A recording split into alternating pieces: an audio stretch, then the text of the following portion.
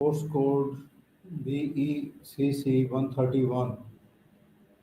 The topic returns to scale ਅਸੀਂ discuss ਕਰਾਂਗੇ।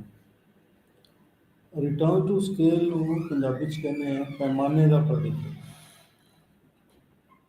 ਪੈਮਾਨਾ ਕੀ ਹੁੰਦਾ ਹੈ? ਪੈਮਾਨਾ ਅਸੀਂ ਸਮਾਲ ਸਕੇਲ, ਲਾਰਜ ਸਕੇਲ, ਮਤਲਬ ਛੋਟਾ ਪੈਮਾਨਾ, ਵੱਡਾ ਪੈਮਾਨਾ, ਮੋਟੇ ਤੌਰ ਤੇ ਅਸੀਂ ਕਹਿ ਸਕਦੇ ਹਾਂ ਕਿਸ ਪੱਧਰ ਤੇ ਅਸੀਂ ਉਤਪਾਦਨ ਕਰ ਰਹੇ ਹਾਂ। ਮਤਲਬ ਕਿ ਜਿਹੜਾ ਉਦਮੀ ਹੈ ਉਹ ਕਿਸ ਪੱਧਰ ਤੇ ਉਤਪਾਦਨ ਕਰ ਰਿਹਾ, ਕਿ ਉਹ ਛੋਟੇ ਪੱਧਰ ਤੇ ਉਤਪਾਦਨ ਕਰ ਰਿਹਾ ਹੈ ਜਾਂ ਵੱਡੇ ਪੱਧਰ ਤੇ ਉਤਪਾਦਨ ਕਰ ਰਿਹਾ।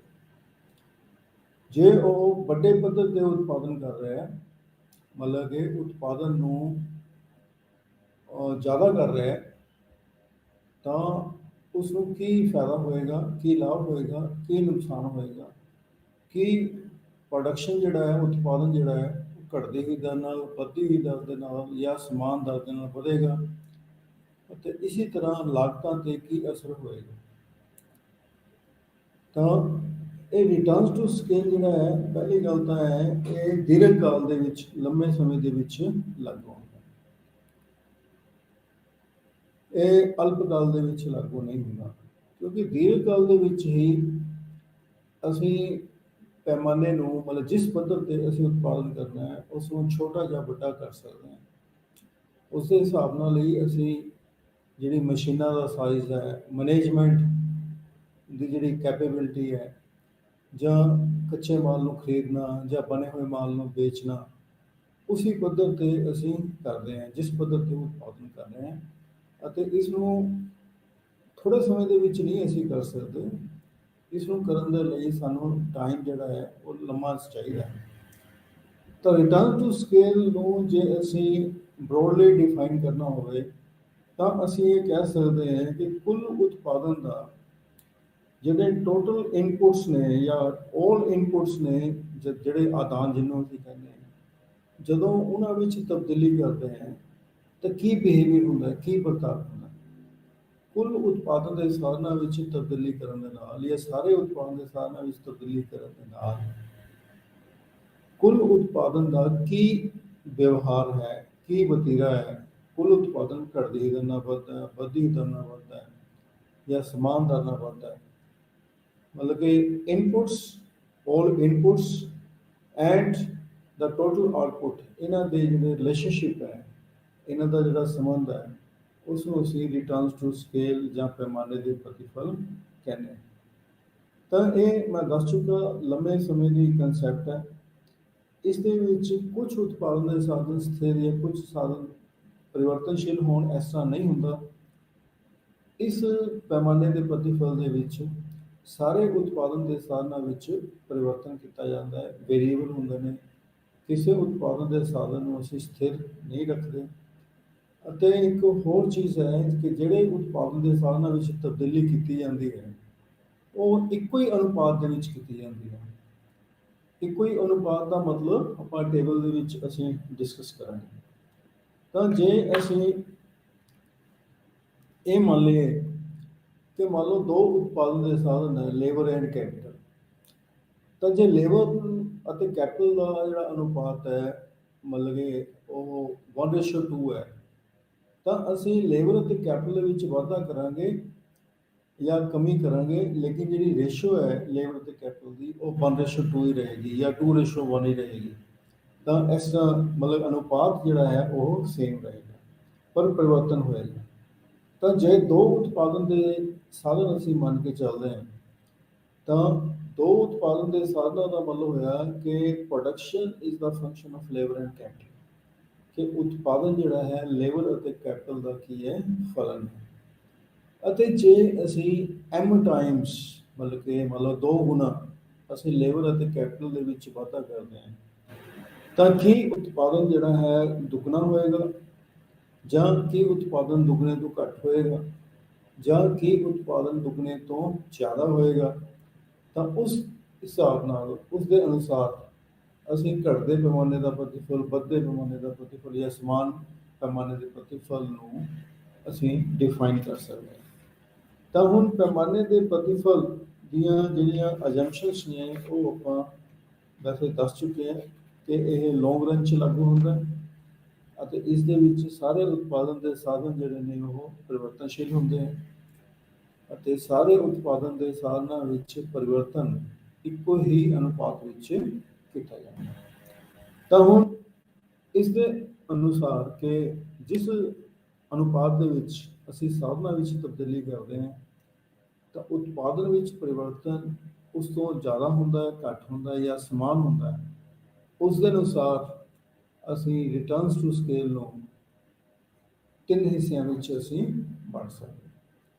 ਹੁਣ ਜਿਹੜਾ ਇਸ ਦੇ ਵਿੱਚ ਆਉਟਪੁੱਟ ਸ਼ਡਿਊਲ 1 ਹੈ, ਜਿਹੜਾ ਟੇਬਲ 1 ਹੈ, ਇਸ ਟੇਬਲ ਦੇ ਵਿੱਚ ਅਸੀਂ ਦੇਖਦੇ ਹਾਂ ਕਿ input x and input y, ਮਤਲਬ ਕਿ ਮੰਨ ਲਓ ਅਸੀਂ ਕੈਪੀਟਲ ਐਂਡ ਲੇਬਰ ਲੈ ਲੈਣੇ, x ਮੰਨ ਲਓ ਕੈਪੀਟਲ ਹੈ ਅਤੇ y ਕੀ ਹੈ, ਲੇਬਰ ਹੈ। ਹੁਣ ਜੇ ਅਸੀਂ x ਨੂੰ 2 4 8 16 ਮਤਲਬ ਪਹਿਲਾਂ 2 ਤੋਂ 4 ਕਰਤਾ, 4 ਤੋਂ ਅਸੀਂ ਦੁੱਗਣਾ ਕਰਤਾ 8, 8 ਤੋਂ ਅਸੀਂ 2 ਟਾਈਮਸ ਕਰਤਾ 16, ਤਾਂ ਜਿਹੜੇ ਇਨਪੁਟ y ਹੈ, ਜਿਹੜਾ ਲੇਬਰ ਅਸੀਂ ਮੰਨ ਕੇ ਚੱਲ ਰਹੇ ਹਾਂ, ਉਸ ਨੂੰ 4 ਤੋਂ 8 ਕਰਤਾ, ਤਾਂ ਇਸ 2 ਅਤੇ 4 ਦਾ ਮਤਲਬ input x and input y, ਇਹਨਾਂ ਦੋਨਾਂ ਦਾ ਅਨੁਪਾਤ ਕੀ ਹੈ, 1:2, that is 2:4, 2:4 ਦਾ ਮਤਲਬ ਕੀ ਹੋ ਗਿਆ 1:2, 2 ਅਨੁਪਾਤ 4 ਦਾ ਮਤਲਬ ਹੋ ਗਿਆ 1:2। ਇਸੇ ਤਰ੍ਹਾਂ 4 ਅਤੇ 8 ਦਾ ਅਨੁਪਾਤ ਕੀ ਹੋ ਗਿਆ 1:2। ਇਸੇ ਤਰ੍ਹਾਂ 8 ਅਤੇ 16 ਦਾ ਅਨੁਪਾਤ ਕੀ ਹੋ ਗਿਆ 1:2 ਅਤੇ 16 ਅਤੇ 32 ਦਾ ਅਨੁਪਾਤ ਕੀ ਹੋ ਗਿਆ 1:2। ਤਾਂ x ਅਤੇ y ਦੇ ਵਿੱਚ ਪਰਿਵਰਤਨ ਹੋ ਰਿਹਾ ਹੈ, ਦੋਨਾਂ ਵਿੱਚ ਅਸੀਂ ਤਬਦੀਲੀ ਕਰ ਰਹੇ ਹਾਂ, ਪਰ ਅਨੁਪਾਤ ਕੀ ਹੈ, ਸੇਮ। ਤਾਂ ਸੇਮ ਅਨੁਪਾਤ ਦੇ ਵਿੱਚ ਤੀਸਰਾ ਜਿਹੜਾ ਕਾਲਮ ਹੈ ਪਰਸੈਂਟੇਜ ਚੇਂਜ ਇਨ ਇਨਪੁਟ, ਕਿ ਕਿਸ ਅਨੁਪਾਤ ਦੇ ਵਿੱਚ ਅਸੀਂ ਆਦਾਨ ਦੇ ਵਿੱਚ ਤਬਦੀਲੀ ਕੀਤੀ ਹੈ, ਕਿਉਂਕਿ x ਅਤੇ y ਇੱਕੋ ਹੀ ਅਨੁਪਾਤ ਵਿੱਚ ਤਬਦੀਲੀ ਹੋ ਰਹੀ ਹੈ, ਸੇਮ ਪ੍ਰਪੋਰਸ਼ਨ 'ਚ ਚੇਂਜ ਹੋ ਰਹੀ ਹੈ। ਜੇ x 2 ਤੋਂ 4 ਵਧਿਆ ਤਾਂ y 4 ਤੋਂ 8 ਹੋਇਆ, ਦੇਖੋ 4 ਤੋਂ 8 ਹੋਇਆ, ਇਹ 8 ਤੋਂ 16 ਹੋਇਆ। ਜੇ x 8 ਤੋਂ 16 ਹੋਇਆ ਤਾਂ y 16 ਤੋਂ 32 ਹੋਇਆ। ਤਾਂ ਪਰਸੈਂਟੇਜ ਚੇਂਜ ਇਨ ਇਨਪੁਟ ਕਿਵੇਂ ਅਸੀਂ ਲੈਂਦੇ ਹਾਂ, ਆਪਾਂ ਸਪੋਜ਼ y ਲੈ ਲੈਂਦੇ ਹਾਂ, ਤਾਂ y ਦੇ ਵਿੱਚ ਜਿਹੜਾ ਇਨਪੁਟ ਹੈ ਉਹ 4 ਤੋਂ 8 ਹੋਇਆ, ਤਾਂ ਚੇਂਜ ਕੀ ਹੋਇਆ 8 - 4, 8 - 4 ਤਾਂ ਕਿੰਨਾ ਹੋ ਗਿਆ 4। ਤਾਂ 4 ਨੂੰ ਅਸੀਂ ਓਰੀਜਨਲ ਜਿਹੜਾ y ਦਾ ਯੂਨਿਟ ਸੀਗਾ ਉਹ 4 ਸੀਗਾ, ਤਾਂ 4/4 ਮਲਟੀਪਲਾਈਡ ਬਾਈ 100, 100 ਨਾਲ ਮਲਟੀਪਲਾਈ ਕਿਉਂ ਕਰ ਰਹੇ ਹਾਂ, ਕਿਉਂਕਿ ਅਸੀਂ ਪਰਸੈਂਟੇਜ ਕਰ ਰਹੇ ਹਾਂ, ਤਾਂ ਇਹ ਕੀ ਆ ਗਿਆ 100। ਇसी तरह 8 ਤੋਂ 16 ਚੇਂਜ ਹੋਇਆ, ਤਾਂ ਚੇਂਜ ਕਿੰਨਾ ਹੋਇਆ 8, ਤਾਂ 8/8 ਕਿਉਂਕਿ ਓਰੀਜਨਲ ਯੂਨਿਟ ਕਿੰਨਾ ਹੋ ਗਿਆ 8, 8/8 into 100 100 ਆ ਗਿਆ। ਤਾਂ 16/32 16 ਅਤੇ 32 ਦੇ ਵਿੱਚ ਚੇਂਜ ਆਇਆ, ਚੇਂਜ ਕਿੰਨਾ ਆਇਆ 16, ਤਾਂ 16 ਨੂੰ 16 ਨਾਲ ਡਿਵਾਈਡ ਕੀਤਾ ਮਲਟੀਪਲਾਈਡ ਬਾਈ 100, ਇਹ ਕਿੰਨਾ ਆ ਗਿਆ 100। ਤਾਂ ਇਸੇ ਤਰ੍ਹਾਂ ਜੇ ਅਸੀਂ x ਇਨਪੁਟ ਦੇ ਵਿੱਚ ਪਰਸੈਂਟੇਜ ਚੇਂਜ ਕਰਦੇ ਹਾਂ ਤਾਂ ਇਹ ਸੇਮ ਆਏਗਾ। ਜਿਸ ਤਰ੍ਹਾਂ 2 ਤੋਂ ਵੱਧ ਕੇ ਇਕਾਈਆਂ 4 ਹੋ ਗਈਆਂ, ਤਾਂ 4 - 2 2 ਆ ਗਿਆ, ਤਾਂ 2 ਨੂੰ ਅਸੀਂ ਓਰੀਜਨਲ ਯੂਨਿਟਸ ਨਾਲ ਡਿਵਾਈਡ ਕੀਤਾ ਤਾਂ ਇਹ ਆ ਗਿਆ। 2 ਨਾਲ ਕਿਉਂ ਡਿਵਾਈਡ ਕੀਤਾ, ਕਿਉਂਕਿ ਓਰੀਜਨਲ ਯੂਨਿਟਸ ਨੇ, ਅਤੇ ਨਿਊਮਰੇਟਰ ਜਿਹੜਾ 2 ਕਿਉਂ ਲਿਆ, ਕਿਉਂਕਿ ਚੇਂਜ ਕਿੰਨਾ 2, ਤਾਂ 2/2 ਮਲਟੀਪਲਾਈਡ ਬਾਈ 100 100 ਆ ਗਿਆ। ਇसी तरह 8 - 4 4, 4 डिवाइडेड बाई 4 100, 16 - 8 8, 8 डिवाइडेड बाई 8 100, ਤਾਂ ਪਰਸੈਂਟੇਜ ਚੇਂਜ ਇਨ ਇਨਪੁਟ ਸਾਡੇ ਕੋਲ ਆ ਗਿਆ 100। ਤਾਂ ਹੁਣ ਜੇ ਅਸੀਂ 4th ਕਾਲਮ ਸ਼ਡਿਊਲ 1 ਦੀ ਲੈਂਦੇ ਹਾਂ, ਤਾਂ ਜਦੋਂ ਅਸੀਂ x ਦੀਆਂ 2 ਇਕਾਈਆਂ ਅਤੇ y ਦੀਆਂ 4 ਇਕਾਈਆਂ ਲੈਂਦੇ ਹਾਂ ਤਾਂ ਆਉਟਪੁੱਟ ਮੰਨ ਲਓ 1000 ਇਕਾਈਆਂ ਦਾ ਹੁੰਦਾ। ਜਦੋਂ ਅਸੀਂ ਇਨਪੁਟ x ਅਤੇ y ਦੇ ਵਿੱਚ ਵਾਧਾ ਕਰਦੇ ਹਾਂ ਤਾਂ ਉਤਪਾਦਨ ਜਿਹੜਾ ਹੈ 1000 ਤੋਂ ਵੱਧ ਕੇ ਕਿੰਨਾ ਹੋ ਗਿਆ 3000 ਹੋ ਗਿਆ। ਹੁਣ ਜੇ ਅਸੀਂ ਇਸ ਦੀ ਪਰਸੈਂਟੇਜ ਲਈਏ, ਆਉਟਪੁੱਟ 'ਚ ਕਿੰਨੀ ਚੇਂਜ ਆਏਗੀ, ਤਾਂ 300 - 1000, ਤਾਂ 3000 - 1000 ਕੀ ਆ ਗਿਆ 2000। 2000 ਨੂੰ ਅਸੀਂ ਓਰੀਜਨਲ ਯੂਨਿਟ ਆਊਟਪੁੱਟ ਦੀਆਂ ਕਿੰਨੀਆਂ ਸੀ 1000, ਤਾਂ 2000 ਡਿਵਾਈਡਡ ਬਾਈ 1000 ਮਲਟੀਪਲਾਈਡ ਬਾਈ 100, ਤੇ 2000 ਨੂੰ 1000 ਨਾਲ ਡਿਵਾਈਡ ਕਰੀਏ ਤਾਂ ਕਿੰਨਾ ਆ ਗਿਆ 2 2 into 100 ਕੀ ਆ ਗਿਆ 200, ਤਾਂ ਪਰਸੈਂਟੇਜ ਚੇਂਜ ਇਨ ਆਊਟਪੁੱਟ ਕੀ ਆ ਗਿਆ 200। ਇसी ਤਰ੍ਹਾਂ ਜਦੋਂ ਅਸੀਂ x ਦੀਆਂ 4 ਇਕਾਈਆਂ ਤੋਂ 8 ਇਕਾਈਆਂ ਕਰ ਦਿੰਦੇ ਹਾਂ ਅਤੇ y ਦੀਆਂ 8 ਇਕਾਈਆਂ ਤੋਂ 16 ਇਕਾਈਆਂ ਕਰ ਦਿੰਦੇ ਹਾਂ, ਤਾਂ ਆਊਟਪੁੱਟ ਜਿਹੜਾ ਹੈ 3000 ਇਕਾਈਆਂ ਤੋਂ ਵੱਧ ਕੇ 10000 ਇਕਾਈਆਂ ਦਾ ਹੋ ਜਾਂਦਾ। ਤਾਂ ਕਿੰਨਾ ਉਤਪਾਦਨ ਵਧਿਆ 7000, ਤਾਂ 7000 ਮਤਲਬ 10000 ਮਾਈਨਸ 3000 ਕੀ ਹੋ ਗਿਆ 7000। 7000 ਨੂੰ ਜੇ ਅਸੀਂ 3000 ਨਾਲ ਡਿਵਾਈਡ ਕਰੀਏ ਤਾਂ ਆ ਗਿਆ ਸਾਡੇ ਕੋਲ 2.33 ਮਲਟੀਪਲਾਈਡ ਬਾਈ 100 ਤਾਂ ਕੀ ਆ ਗਿਆ 233। ਤਾਂ 233% ਜਿਹੜਾ ਆਊਟਪੁੱਟ 'ਚ 233% ਆਊਟਪੁੱਟ 'ਚ ਚੇਂਜ ਆਇਆ। ਇसी ਤਰ੍ਹਾਂ ਜਦੋਂ ਅਸੀਂ ਇਨਪੁੱਟ ਦੇ ਵਿੱਚ ਵਾਧਾ 8 ਤੋਂ 16 ਕਰ ਦਿੰਦੇ ਹਾਂ x ਇਕਾਈ ਦੀ ਅਤੇ y ਦਾ 16 to 32 ਕਰ ਦਿੰਦੇ ਹਾਂ, ਤਾਂ ਆਊਟਪੁੱਟ 'ਚ ਚੇਂਜ ਜਿਹੜਾ ਹੈ 10000 ਤੋਂ ਵੱਧ ਕੇ 35000 ਹੋ ਜਾਂਦਾ। ਤਾਂ ਚੇਂਜ ਇਨ ਆਊਟਪੁੱਟ ਕਿੰਨਾ ਹੋ ਗਿਆ 25000। ਤਾਂ 25000 ਨੂੰ ਅਸੀਂ 10000 ਨਾਲ ਡਿਵਾਈਡ ਕਰਦੇ ਹਾਂ, ਤਾਂ 25000 ਡਿਵਾਈਡਡ ਬਾਈ 10000 ਆ ਗਿਆ ਸਾਡੇ ਕੋਲ 2.5। 2.5 ਨੂੰ ਜਦੋਂ ਅਸੀਂ ਪਰਸੈਂਟੇਜ ਲੈਣ ਦੇ ਲਈ 100 ਨਾਲ ਮਲਟੀਪਲਾਈ ਕਰਦੇ ਹਾਂ, ਇਹ ਆ ਗਿਆ 250। ਤਾਂ ਹੁਣ ਜੇ ਅਸੀਂ ਥਰਡ ਕਾਲਮ ਨੂੰ ਫਿਫਥ ਕਾਲਮ ਨਾਲ ਕੰਪੇਅਰ ਕਰੀਏ ਤਾਂ ਪਰਸੈਂਟੇਜ ਚੇਂਜ ਇਨ ਇਨਪੁੱਟ ਤਾਂ ਸਾਡੇ ਕੋਲ 100 ਹੈ ਥਰੂਆਊਟ, ਅਤੇ ਪਰਸੈਂਟੇਜ ਚੇਂਜ ਇਨ ਆਊਟਪੁੱਟ ਪਹਿਲਾਂ 200 ਹੈ, ਫਿਰ 233 ਹੈ, ਫਿਰ ਕਿੰਨਾ 250 ਹੈ। ਮਤਲਬ ਇਸ ਸਾਰੇ ਸ਼ਡਿਊਲ ਦੇ ਵਿੱਚ ਇਨਪੁੱਟ ਜਿਸ ਪ੍ਰਤੀਸ਼ਤ ਦੇ ਨਾਲ ਤਬਦੀਲ ਹੁੰਦੀ ਹੈ, ਆਊਟਪੁੱਟ 'ਚ ਚੇਂਜ ਹੈ ਉਹ ਉਸ ਤੋਂ ਜ਼ਿਆਦਾ ਹੋ ਰਹੀ ਹੈ। ਇਨਪੁੱਟ ਦੇ ਨਾਲੋਂ ਆਊਟਪੁੱਟ 'ਚ ਜਿਹੜੀ ਪਰਸੈਂਟੇਜ ਚੇਂਜ ਹੈ ਉਹ ਕੀ ਹੈ ਜ਼ਿਆਦਾ ਹੈ। ਇਸ ਕਰਕੇ ਇਸ ਨੂੰ ਅਸੀਂ ਕਹਿ ਸਕਦੇ ਹਾਂ ਇਨਕਰੀਜ਼ਿੰਗ ਰਿਟਰਨ ਟੂ ਸਕੇਲ, ਮਤਲਬ ਕਿ ਪੈਮਾਨੇ ਵੱਧਦੇ ਪੈਮਾਨੇ ਦਾ ਪ੍ਰਤੀਫਲ।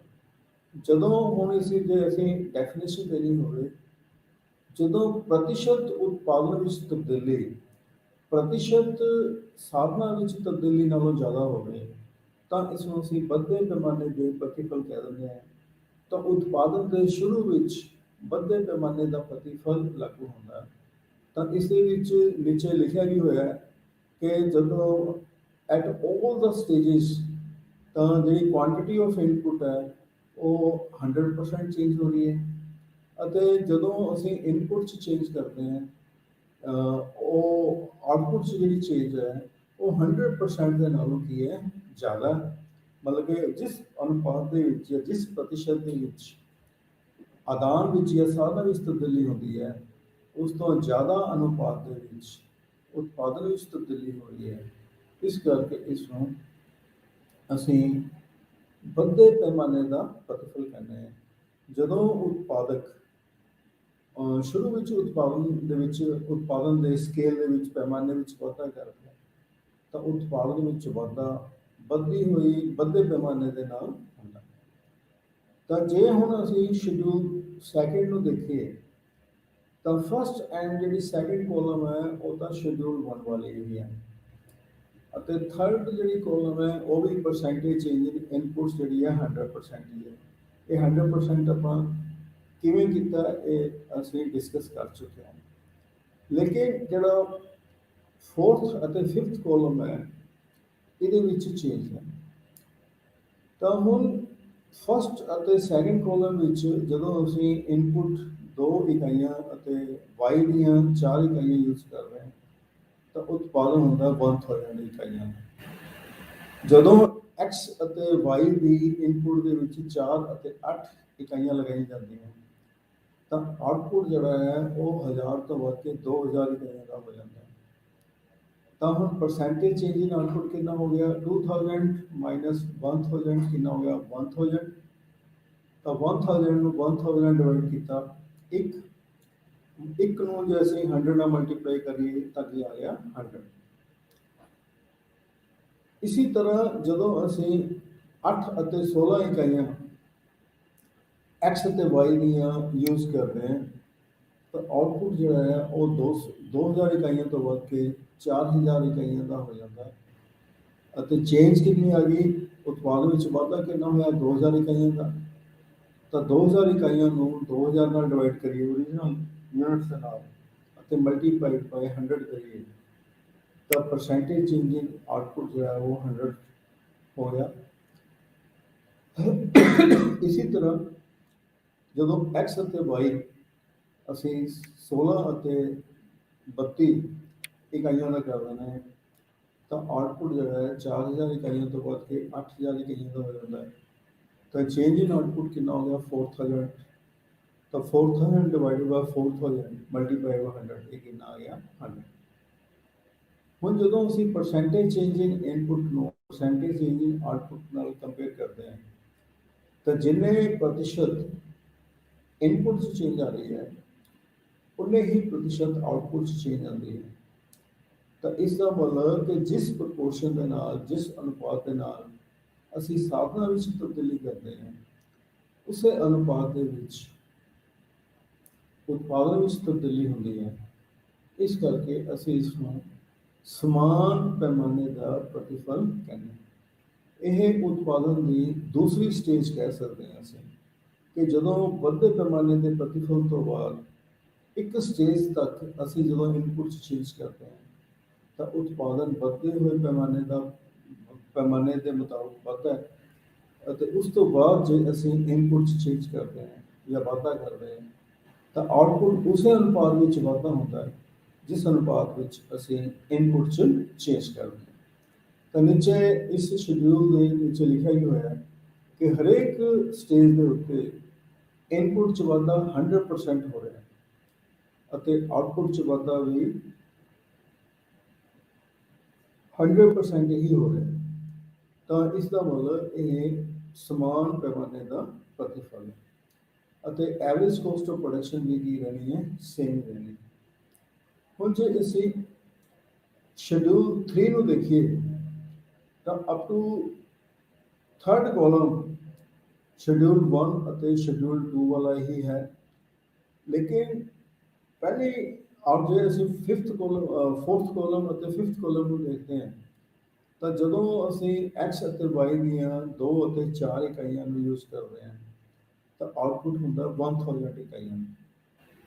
ਲੇਕਿਨ ਜਦੋਂ ਅਸੀਂ x ਦੀਆਂ 2 ਤੋਂ 4 ਅਤੇ y ਦੀਆਂ 4 ਤੋਂ 8 ਇਕਾਈਆਂ ਲਗਾ ਦਿੰਦੇ ਹਾਂ ਤਾਂ ਉਤਪਾਦਨ ਜਿਹੜਾ ਹੈ 1000 ਇਕਾਈਆਂ ਤੋਂ ਵੱਧ ਕੇ 1800 ਇਕਾਈਆਂ ਦਾ ਹੋ ਜਾਂਦਾ।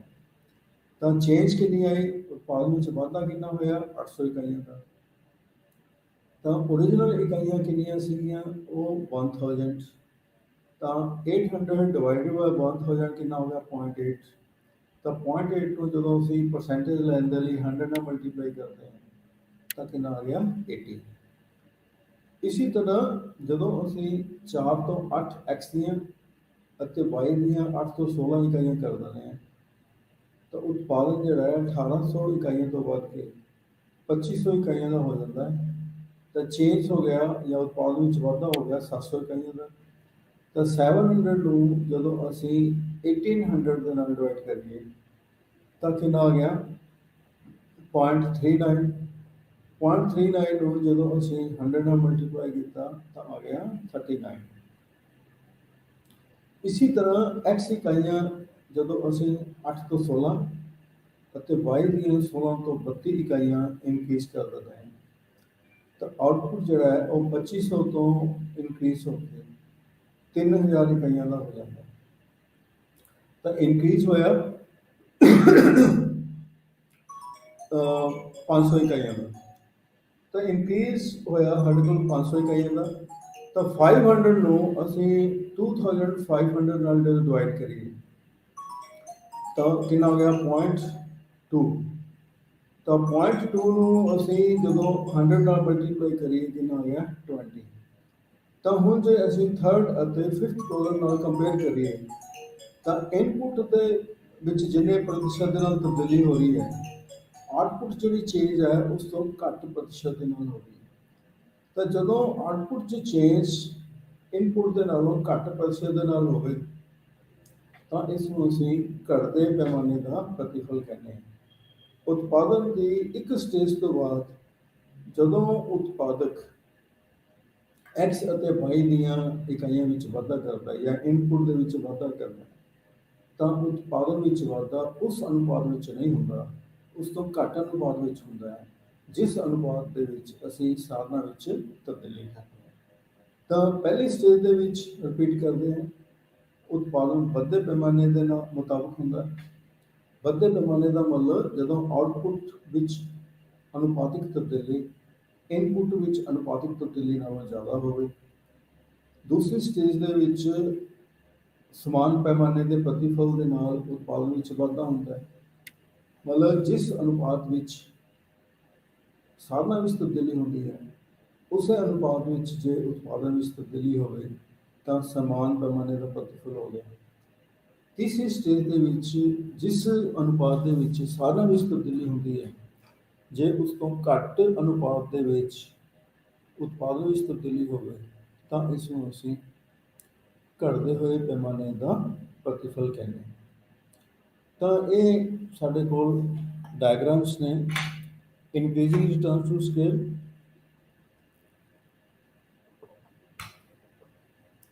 ਇਹ ਸਾਡੇ ਕੋਲ ਪਹਿਲੇ ਸ਼ਡਿਊਲ ਦੀ increasing detail to scale definition ਵੀ ਦਿੱਤੀ ਹੋਈ ਹੈ ਕਿ ਜਦੋਂ ਅਸੀਂ ਸ਼ੁਰੂ ਵਿੱਚ ਜਿਸ ਅਨੁਪਾਤ ਦੇ ਵਿੱਚ ਸਾਧਨਾਂ ਵਿੱਚ ਤਬਦੀਲੀ ਕਰਦੇ ਹਾਂ ਤਾਂ ਉਤਪਾਦਨ ਵਿੱਚ ਜਿਹੜਾ ਵਾਧਾ ਹੈ ਉਸ ਤੋਂ ਜ਼ਿਆਦਾ ਅਨੁਪਾਤ ਵਿੱਚ ਹੁੰਦਾ। ਇਸ ਦੇ ਵਿੱਚ ਅਸੀਂ ਦੋ ਸਾਧਨ ਲਏ ਹਨ, labour and capital. X axis ਤੇ ਲੇਬਰ ਲਏ ਹੈ, ਵਾਈ ਐਕਸਿਸ ਤੇ ਅਸੀਂ ਕੈਪੀਟਲ ਲਈ ਹੈ ਅਤੇ ਜਿਹੜੀ P1 P2 P3 P4 ਇਹ ਸਾਡੇ ਕੋਲ ਆਈਸੋ ਪੁਆਇੰਟਸ ਹਨ। ਆਈਸੋ ਪੁਆਇੰਟਸ ਕੀ ਹੁੰਦੇ ਨੇ? ਉਹ ਕਰਵ ਜਿਹੜੇ ਕਿ ਸਾਨੂੰ ਵੱਖਰੇ ਦੋ ਸਾਧਨਾਂ ਦੇ ਵੱਖਰੇ ਵੱਖਰੇ ਜੋੜਿਆਂ ਨੂੰ ਦਰਸਾਉਂਦੀ ਹੈ, ਜਿਨ੍ਹਾਂ ਨੂੰ ਯੂਜ਼ ਕਰਕੇ, ਜਿਨ੍ਹਾਂ ਦਾ ਪ੍ਰਯੋਗ ਕਰਕੇ ਸਮਾਨ ਉਤਪਾਦਨ ਹੁੰਦਾ ਹੈ।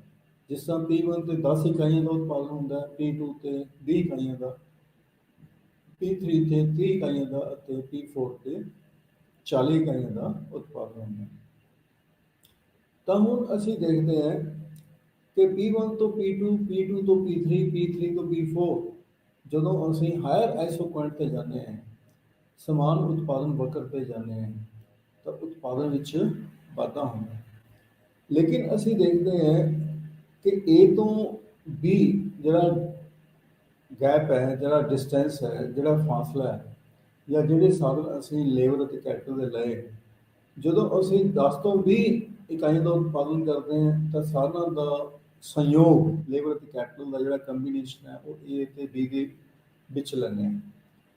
ਜਦੋਂ ਅਸੀਂ 20 ਤੋਂ 30 ਇਕਾਈਆਂ ਦਾ ਉਤਪਾਦਨ ਕਰਦੇ ਹਾਂ, ਵਾਧਾ ਕਰਦੇ ਹਾਂ ਤਾਂ ਸਾਧਨ ਜਿਹੜੇ ਨੇ ਉਹ ਘੱਟ ਲੱਗਦੇ ਨੇ ਕਿਉਂਕਿ BC ਦਾ ਜਿਹੜਾ ਡਿਸਟੈਂਸ ਹੈ ਉਹ AB ਦੇ ਨਾਲੋਂ ਘੱਟ ਹੈ। ਇਸੇ ਤਰ੍ਹਾਂ 30 ਤੋਂ 40 ਇਕਾਈਆਂ ਦਾ ਜਦੋਂ ਅਸੀਂ ਉਤਪਾਦਨ ਕਰਦੇ ਹਾਂ ਤਾਂ ਗੈਪ ਜਿਹੜਾ ਹੈ ਉਹ CD ਜਿਹੜਾ ਗੈਪ ਹੈ ਉਹ BC ਨਾਲੋਂ ਘੱਟ ਹੈ ਅਤੇ BC ਦਾ ਗੈਪ ਜਿਹੜਾ ਹੈ ਉਹ AB ਨਾਲੋਂ ਘੱਟ ਹੈ। ਇਹਦਾ ਮਤਲਬ ਸਮਾਨ ਦਰ ਦੇ ਨਾਲ ਉਤਪਾਦਨ ਕਰਨ ਦੇ ਲਈ ਅਸੀਂ ਸਾਧਨਾਂ ਦਾ ਘੱਟ ਪ੍ਰਯੋਗ ਕਰੀ ਜਾਂਦੇ ਹਾਂ, ਘੱਟ ਪ੍ਰਯੋਗ ਕਰਦੇ ਹਾਂ। ਇਸ ਕਰਕੇ ਇਸ ਨੂੰ ਅਸੀਂ ਵੱਧਦੇ ਪੈਮਾਨੇ ਦਾ ਪ੍ਰਤੀਫਲ ਕਹਿੰਦੇ ਹਾਂ। ਠੀਕ ਹੈ ਜੀ, ਮਤਲਬ ਜਿਸ ਅਨੁਪਾਤ ਦੇ ਵਿੱਚ ਸਾਧਨ ਦਾ ਪਰਿਵਰਤਨ ਹੋ ਰਿਹਾ ਹੈ ਉਸ ਤੋਂ ਜ਼ਿਆਦਾ ਅਨੁਪਾਤ ਦੇ ਵਿੱਚ ਉਤਪਾਦਨ ਦਾ ਪਰਿਵਰਤਨ ਹੋ ਰਿਹਾ ਹੈ। ਇਸ ਕਰਕੇ ਅਸੀਂ ਇਸ ਨੂੰ ਇਨਕਰੀਜ਼ਿੰਗ ਰਿਟਰਨ ਟੂ ਸਕੇਲ ਕਹਿੰਦੇ ਹਾਂ। ਇਹ ਕਿਉਂ ਹੁੰਦਾ ਹੈ ਇਸ ਨੂੰ ਅਸੀਂ ਬਾਅਦ 'ਚ ਦੱਸਾਂਗੇ ਜਾਂ ਇੱਥੇ ਹੁਣੇ ਵੀ ਦੱਸ ਸਕਦੇ ਹਾਂ। ਇੱਕ ਇੰਡੀਵਿਜੂਅਲਿਟੀ, ਇੱਕ ਸਪੈਸ਼ਲਾਈਜੇਸ਼ਨ। ਜਦੋਂ ਅਸੀਂ ਵੱਡੇ ਪੱਧਰ ਤੇ ਉਤਪਾਦਨ ਕਰਦੇ ਹਾਂ, ਸਾਧਨ ਹੈ ਜਿਸ ਤਰ੍ਹਾਂ ਜਿਹੜੀ ਕੈਪੀਟਲ ਹੈ, ਬੜੀਆਂ ਬੜੀਆਂ ਮਸ਼ੀਨਾਂ ਨੇ, ਚਾਹੇ ਅਸੀਂ ਉਸ ਨੂੰ ਘੱਟ ਉਤਪਾਦਨ ਕਰੀਏ ਚਾਹੇ ਜ਼ਿਆਦਾ ਉਤਪਾਦਨ ਕਰੀਏ, ਉਹਨਾਂ ਨੂੰ ਪੂਰਨ ਰੂਪ ਵਿੱਚ ਹੀ ਇਸਤੇਮਾਲ ਕਰਨਾ ਪਏਗਾ। ਉਸ ਨੂੰ ਉਹਦੇ ਛੋਟੇ ਛੋਟੇ ਹਿੱਸੇ ਅਸੀਂ ਨਹੀਂ ਕਰ ਸਕਦੇ। ਜਦੋਂ ਫਿਕਸ ਫੈਕਟਰ ਤੇ ਅਸੀਂ ਵੇਰੀਏਬਲ ਫੈਕਟਰ ਜਿਹਦੇ ਵੱਲ ਇੱਕ ਇੱਕ ਪੂੰਜੀ ਹੈ ਉਸ ਤੇ ਅਸੀਂ 2 ਮਜ਼ਦੂਰ ਲਗਾ ਰਹੇ ਹਾਂ ਤੇ 3-4 ਇਸ ਤਰ੍ਹਾਂ ਅਸੀਂ ਜਦੋਂ ਲਗਾਈ ਜਾਂਦੇ ਹਾਂ ਤਾਂ ਉਤਪਾਦਨ ਜਿਹੜਾ ਹੈ ਵਧਦੀ ਦਰ ਨਾਲ ਹੁੰਦਾ ਹੈ। ਦੂਸਰਾ ਜਿਹੜਾ ਹੈਗਾ ਸਪੈਸ਼ਲਾਈਜੇਸ਼ਨ ਦਾ ਮਤਲਬ ਜਦੋਂ ਅਸੀਂ ਵੱਡੇ ਪੱਧਰ ਤੇ ਉਤਪਾਦਨ ਕਰਦੇ ਹਾਂ ਤਾਂ ਮਜ਼ਦੂਰਾਂ ਨੂੰ ਅਸੀਂ ਜ਼ਿਆਦਾ ਵੱਡੇ ਪੱਧਰ ਤੇ ਲਗਾਉਂਦੇ ਹਾਂ। ਤਾਂ ਵੱਡੇ ਪੱਧਰ ਤੇ ਲਗਾਉਣ ਦੇ ਨਾਲ ਅਸੀਂ ਮਜ਼ਦੂਰਾਂ ਦੇ ਜਿਹੜੇ ਕੰਮ ਹੈ ਅਸੀਂ ਡਿਵਾਈਡ ਕਰ ਲੈਂਦੇ ਹਾਂ ਕਿ ਕਿਹੜੇ ਮਜ਼ਦੂਰ ਨੂੰ ਕਿਹੜਾ ਕੰਮ ਦਿੰਦੇ ਹਾਂ ਅਸੀਂ ਜਿਸ ਦੇ ਵਿੱਚ ਉਹ ਐਕਸਪਰਟ ਹੁੰਦਾ ਹੈ, ਮਾਹਰ ਹੁੰਦਾ ਹੈ। ਤਾਂ ਉਸ ਨੂੰ ਇੱਕ ਸਪੈਸ਼ਲ ਵਿਸ਼ੇਸ਼ ਤੌਰ ਦਾ ਕੰਮ ਦਿੱਤਾ ਜਾਂਦਾ ਹੈ ਜਿਸ ਦੇ ਵਿੱਚ ਉਹ ਮਾਹਰ ਹੁੰਦਾ ਹੈ ਅਤੇ ਉਸ ਤੋਂ ਰਿਪੀਟਡਲੀ ਬਾਰ-ਬਾਰ ਉਸ ਤੋਂ ਉਹੀ ਕੰਮ ਕਰਵਾਇਆ ਜਾਂਦਾ ਹੈ ਜਿਸ ਦੇ ਨਾਲ ਉਸ ਦੇ ਕੰਮ ਕਰਨ ਦੀ ਜਿਹੜੀ ਕੁਸ਼ਲਤਾ ਹੈ, ਐਫੀਸ਼ੀਐਂਸੀ ਹੈ, ਉਹ ਕੀ ਹੈ ਵੱਧ ਜਾਂਦੀ ਹੈ ਅਤੇ ਉਹ ਘੱਟ ਸਮੇਂ ਦੇ ਵਿੱਚ ਜ਼ਿਆਦਾ ਉਤਪਾਦਨ ਕਰਦਾ ਹੈ ਜਿਸ ਦੇ ਨਾਲ ਉਤਪਾਦਨ ਦੀ ਦਰ ਜਿਹੜੀ ਹੈ ਉਹ ਜ਼ਿਆਦਾ ਹੋ ਜਾਂਦੀ ਹੈ ਅਤੇ ਕੋਸਟ ਆਫ ਪ੍ਰੋਡਕਸ਼ਨ ਉਤਪਾਦਨ ਦੀ ਲਾਗਤ ਕੀ ਹੈ ਘੱਟ। ਤਾਂ ਦੂਸਰਾ ਜਿਹੜਾ ਹੈਗਾ ਇਹ ਕੌਨਸਟੈਂਟ ਰਿਟਰਨਸ ਟੂ ਸਕੇਲ ਹੈ। ਇਸ ਦੇ ਵਿੱਚ ਅਸੀਂ ਦੇਖਦੇ ਹਾਂ P3 P4 P5 P6 ਇਹ 30 40 50 ਅਤੇ 60 ਉਤਪਾਦਨ ਦੀ ਇਕਾਈਆਂ ਨੂੰ ਦਰਸਾ ਰਿਹਾ ਹੈ। ਇਸ ਦੇ ਵਿੱਚ ਅਸੀਂ ਦੇਖਦੇ ਹਾਂ ਕਿ CD DE ਅਤੇ EF ਇਹਨਾਂ ਵਿੱਚ ਜਿਹੜਾ ਅੰਤਰ ਹੈ ਜਿਹੜਾ ਗੈਪ ਹੈ ਉਹ ਕੀ ਹੈ ਸਮਾਨ ਹੈ। CD ਦੇ ਵਿੱਚ ਅੰਤਰ ਉਨਾ ਹੀ ਹੈ ਜਿੰਨਾ DE ਦੇ ਵਿੱਚ ਹੈ। DE ਵਿੱਚ ਅੰਤਰ ਉਨਾ ਹੀ ਹੈ ਜਿੰਨਾ EF ਵਿੱਚ ਹੈ। ਕਹਿਣ ਦਾ ਮਤਲਬ ਜਿਸ ਅਨੁਪਾਤ ਦੇ ਵਿੱਚ ਅਸੀਂ ਸਾਧਨਾਂ ਵਿੱਚ ਪਰਿਵਰਤਨ ਕਰ ਰਹੇ ਹਾਂ, ਲੇਬਰ ਅਤੇ ਕੈਪੀਟਲ ਵਿੱਚ ਪਰਿਵਰਤਨ ਕਰ ਰਹੇ ਹਾਂ, ਉਸੇ ਅਨੁਪਾਤ ਦੇ ਵਿੱਚ ਉਤਪਾਦਨ ਵਿੱਚ ਪਰਿਵਰਤਨ ਹੋ ਰਿਹਾ ਹੈ। ਜੇ ਸਾਧਨਾਂ ਵਿੱਚ ਉਦਾਹਰਨ ਦੇ ਤੌਰ ਤੇ ਅਸੀਂ 100% 100% ਚੇਂਜ ਕਰ ਰਹੇ ਹਾਂ ਤਾਂ ਆਊਟਪੁੱਟ ਵਿੱਚ ਚੇਂਜ ਵੀ 100% ਹੀ ਹੋ ਰਿਹਾ। ਇਸ ਕਰਕੇ ਇਸ ਨੂੰ ਅਸੀਂ ਕੌਨਸਟੈਂਟ ਰਿਟਰਨਸ ਟੂ ਸਕੇਲ ਕਹਿੰਦੇ ਹਾਂ। ਤੀਸਰਾ ਪੈਮਾਨੇ ਦਾ ਪ੍ਰਤੀਫਲ ਹੈ ਸਾਡੇ ਕੋਲ ਡਿਮਿਨਿਸ਼ਿੰਗ ਰਿਟਰਨ ਟੂ ਸਕੇਲ ਘਟਦੇ ਪੈਮਾਨੇ ਦਾ ਪ੍ਰਤੀਫਲ। ਇਸ 9.3 ਦੇ ਵਿੱਚ ਅਸੀਂ ਦੇਖਦੇ ਹਾਂ P5 P6 P7 P8 P9 P10 ਇਹ ਸਾਨੂੰ 50 60 70 80 90 ਅਤੇ 100 ਇਕਾਈਆਂ ਨੂੰ ਦਰਸਾ ਰਿਹਾ ਹੈ। ਲੇਕਿਨ ਇਸ ਦੇ ਵਿੱਚ ਅਸੀਂ ਦੇਖਦੇ ਹਾਂ ਕਿ E ਅਤੇ F ਦੇ ਵਿੱਚ ਅੰਤਰ ਘੱਟ ਹੈ FG ਨਾਲੋਂ। FG ਵਿੱਚ ਅੰਤਰ ਘੱਟ ਹੈ GH ਨਾਲੋਂ। GH ਵਿੱਚ ਅੰਤਰ ਘੱਟ ਹੈ HI ਨਾਲੋਂ। HI ਵਿੱਚ ਅੰਤਰ ਘੱਟ ਹੈ IJ ਨਾਲੋਂ। ਜਿਉਂ-ਜਿਉਂ ਅਸੀਂ ਉਤਪਾਦਨ ਜਿਹੜਾ ਹੈ 50 ਤੋਂ 100 ਤੱਕ ਵਧਾਈ ਜਾਂਦੇ ਹਾਂ ਤਿਉਂ-ਤਿਉਂ ਉਸ ਤੋਂ ਜ਼ਿਆਦਾ ਅਨੁਪਾਤ ਦੇ ਵਿੱਚ ਸਾਨੂੰ ਸਾਧਨ ਲਗਾਉਣੇ ਪੈਂਦੇ, ਉਦਮੀ ਨੂੰ ਉਤਪਾਦਕ ਨੂੰ ਸਾਧਨ ਲਗਾਉਣੇ ਪੈਂਦੇ ਜਿਸ ਦੇ ਕਾਰਨ ਜਾਂ ਅਸੀਂ ਇਹ ਕਹਿ ਸਕਦੇ ਹਾਂ ਉਤਪਾਦਨ ਵਿੱਚ ਵਾਧਾ ਆਦਾਨ ਵਿੱਚ ਜਾਂ ਸਾਧਨਾਂ ਵਿੱਚ ਵਾਧੇ ਨਾਲੋਂ ਘੱਟ ਪ੍ਰਤੀਸ਼ਤ ਦੇ ਨਾਲ ਹੁੰਦਾ ਹੈ।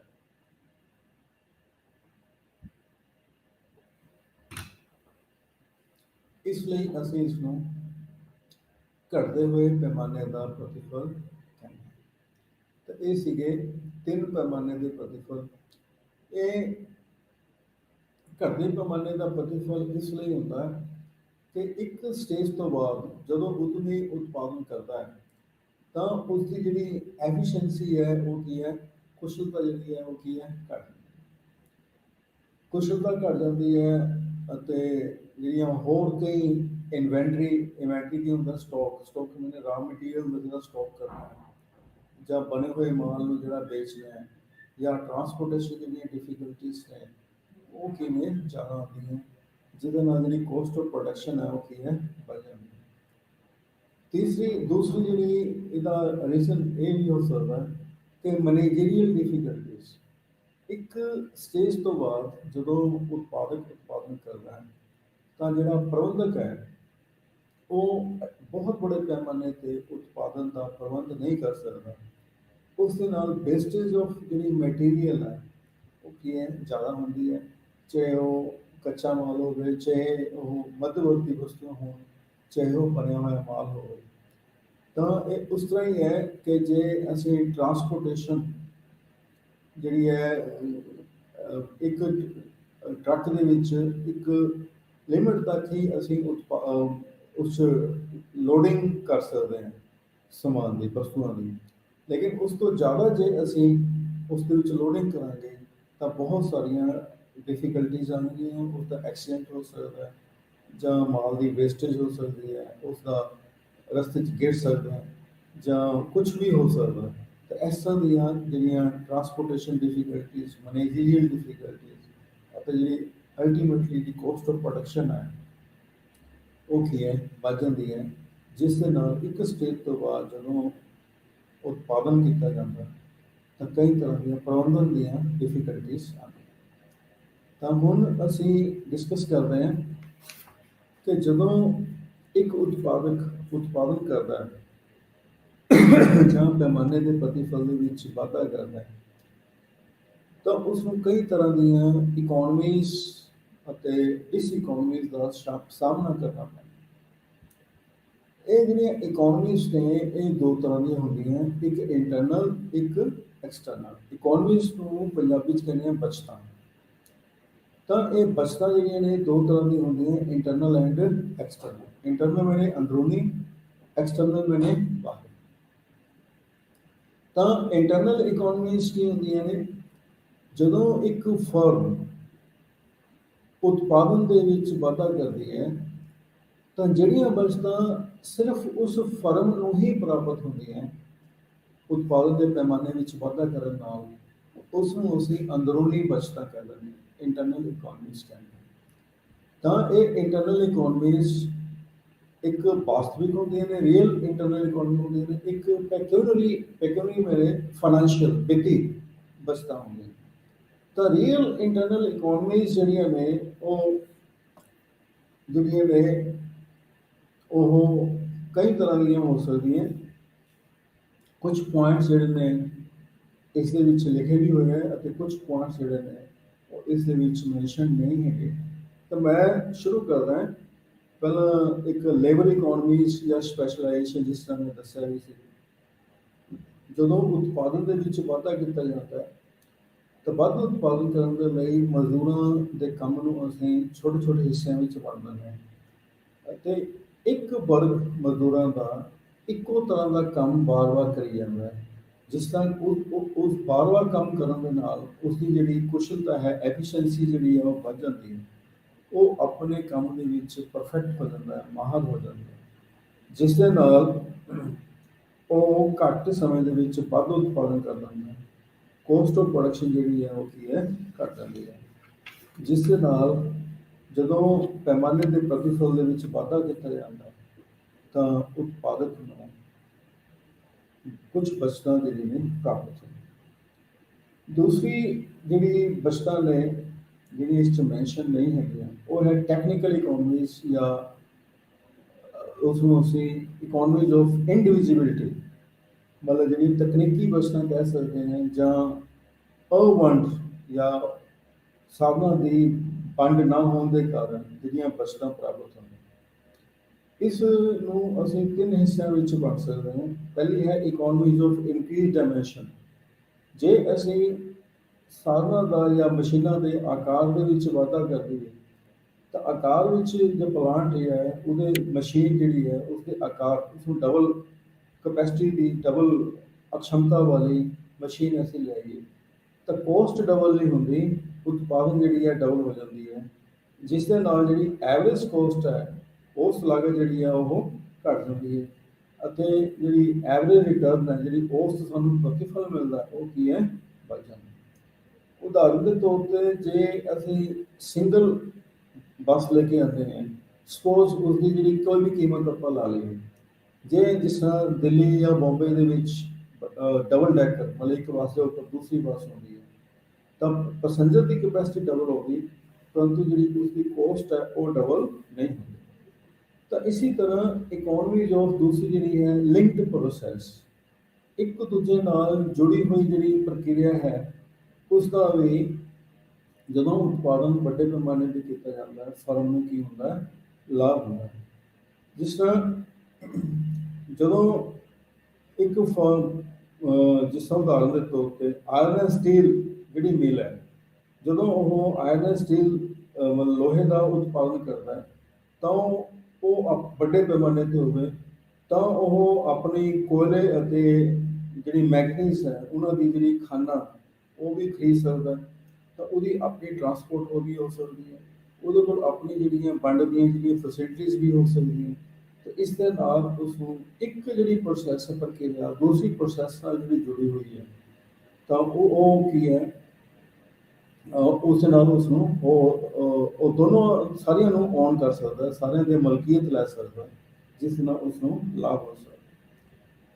ਤੇ ਤੀਸਰੀ ਅਸੀਂ ਕਹਿ ਸਕਦੇ ਹਾਂ ਇਸ ਦੇ ਵਿੱਚ ਜਿਹੜੀ ਟੈਕਨੀਕਲ ਇਕੋਨਮੀਜ਼ ਦਾ ਜਿਹੜਾ ਪ੍ਰਤੀਫਲ ਹੈ ਉਸਨੂੰ ਮਿਲ ਸਕਦਾ ਉਤਪਾਦਕ ਨੂੰ, ਉਹ ਹੈ economies of the use of byproducts. Byproducts ਕੀ ਹੁੰਦੀ ਹੈ ਕਿ ਜਦੋਂ ਜਿਸ ਤਰ੍ਹਾਂ ਅਸੀਂ ਗੇਹੂੰ ਦਾ ਉਤਪਾਦਨ ਕਰਦੇ ਹਾਂ, ਗੇਹੂੰ ਦੇ ਉਤਪਾਦਨ ਕਰਨ ਦੇ ਨਾਲ ਸਾਨੂੰ ਤੂੜੀ ਜਿਹਨੂੰ ਸਟ੍ਰॉ ਕਹਿੰਦੇ ਆ ਉਹ ਸਾਨੂੰ ਪ੍ਰਾਪਤ ਹੁੰਦੀ ਹੈ। ਇਸੇ ਤਰ੍ਹਾਂ ਜਦੋਂ ਅਸੀਂ ਗੰਨੇ ਨੂੰ ਯੂਜ਼ ਕਰਦੇ ਹਾਂ, ਸ਼ੂਗਰ ਕੇਨ ਨੂੰ ਯੂਜ਼ ਕਰਦੇ ਹਾਂ, ਸ਼ੂਗਰ ਮਿਲ ਦੇ ਵਿੱਚ, ਚੀਨੀ ਦੇ ਮਿਲ ਦੇ ਵਿੱਚ ਚੀਨੀ ਦਾ ਉਤਪਾਦਨ ਕਰਨ ਦੇ ਲਈ, ਤਾਂ ਮੋਲੈਸਿਸ ਵਿਨੇਗਰ ਜਿਹਨੂੰ ਸਿਰਕਾ ਕਹਿੰਦੇ ਆ ਉਹ ਉਤਪਾਦਨ ਹੁੰਦੀ ਹੈ। ਤਾਂ ਮੋਲੈਸਿਸ ਨੂੰ ਅਸੀਂ ਅਲਕੋਹਲ ਸ਼ਰਾਬ ਬਣਾਉਣ ਦੇ ਵਿੱਚ ਯੂਜ਼ ਕਰ ਸਕਦੇ ਹਾਂ।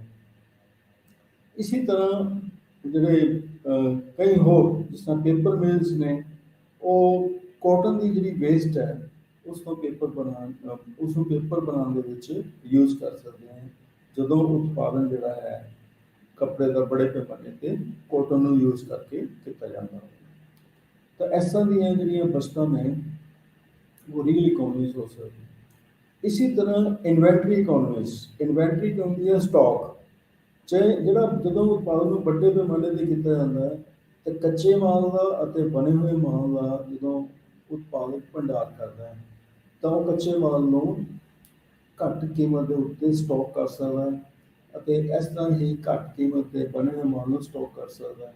ਅਤੇ ਜਦੋਂ ਕੀਮਤਾਂ ਬਾਜ਼ਾਰ ਦੇ ਵਿੱਚ ਵੱਧ ਜਾਂਦੀਆਂ ਨੇ ਜਾਂ ਜ਼ਿਆਦਾ ਹੋਣ, ਤਾਂ ਉਹ ਵੱਧ ਕੀਮਤ ਤੇ ਵੇਚ ਕੇ ਪ੍ਰੋਫਿਟ ਕਮਾ ਸਕਦਾ।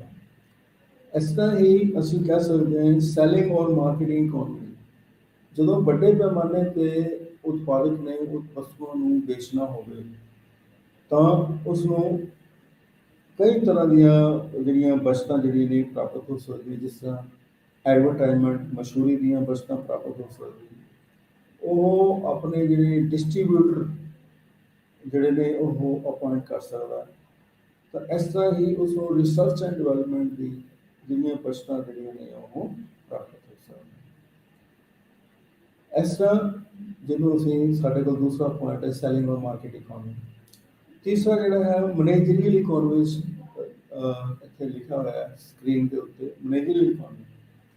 ਜਦੋਂ ਉਤਪਾਦਨ ਨੂੰ ਇੱਕ ਫਰਮ ਵੱਡੇ ਪੈਮਾਨੇ ਤੇ ਕਰਦੀ ਹੈ, ਤਾਂ ਉਹ ਬਹੁਤ ਹੀ ਐਫੀਸ਼ੀਐਂਟ ਅਤੇ ਕੁਸ਼ਲ ਟੈਲੈਂਟਡ ਮੈਨੇਜਰਸ ਨੂੰ ਅਪਾਇੰਟ ਕਰਦੀ ਹੈ। ਅਤੇ ਉਹ ਕੀ ਕਰਦੀ ਹੈ, ਜਿਹੜਾ ਮੈਨੇਜਮੈਂਟ ਹੈ ਉਹ ਕੀ ਕਰਦਾ ਹੈ, ਆਪਣੇ ਜਿਹੜੇ ਡਿਪਾਰਟਮੈਂਟਸ ਨੇ ਵੱਖਰੇ ਵੱਖਰੇ ਜਿਹੜੇ ਵਿਭਾਗ ਨੇ ਉਹਨਾਂ ਨੂੰ ਵਿਕੇਂਦਰੀਕਰਨ ਕਰ ਦਿੰਦਾ ਹੈ।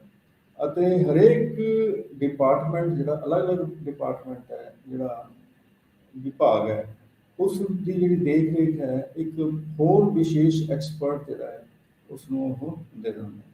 ਤਾਂ ਇਸ ਤਰ੍ਹਾਂ ਕਰਨ ਦੇ ਨਾਲ ਜਿਹੜੀ ਲੀਕੇਜ ਹੈ, ਜਿਹੜੀ ਵੇਸਟੇਜ ਹੈ ਉਹ ਕੀ ਹੈ ਘਟ ਜਾਂਦੀ ਹੈ, ਅਤੇ ਉਹਦਾ ਪ੍ਰਬੰਧਕ ਜਿਹੜੀ ਐਫੀਸ਼ੀਐਂਸੀ ਹੈ, ਮੈਨੇਜਰੀਅਲ ਜਿਹੜੀ ਐਫੀਸ਼ੀਐਂਸੀ ਹੈ ਉਹ ਕੀ ਹੈ ਇਨਕਰੀਜ਼ ਹੋ ਜਾਂਦੀ ਹੈ, ਅਤੇ ਕੋਸਟ ਆਫ ਪ੍ਰੋਡਕਸ਼ਨ ਜਿਹੜੀ ਆ ਉਹ ਘਟ ਜਾਂਦੀ ਹੈ, ਅਤੇ ਜਿਹੜੀ ਰਿਟਰਨ ਹੈ ਪ੍ਰਤੀਫਲ ਹੈ ਉਹ ਕੀ ਹੈ ਜ਼ਿਆਦਾ।